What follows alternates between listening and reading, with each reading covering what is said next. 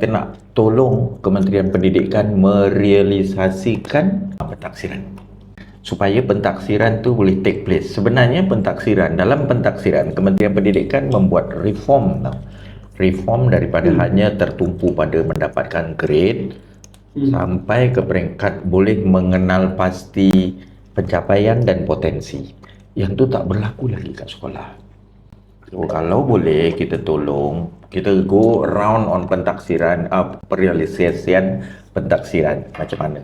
Sebab the problem yang Kementerian Pendidikan dia perlu menyusun semula tujuan dan struktur pentaksiran. Dia punya target. Nombor satu, dia nak susun semula tujuan dan struktur pentaksiran. Strukturnya macam mana, tujuannya macam mana. Lepas tu yang kedua, memperkukuh pentaksiran berasaskan sekolah ni. Yang ketiga, pelaporan dan pensijilan yang lebih bermakna. Ini yang kita kupas lalu, yang nombor 3 tu. So macam mana kita nak buat yang tu? Yang tu yang dia orang masih bingung lagi sebenarnya.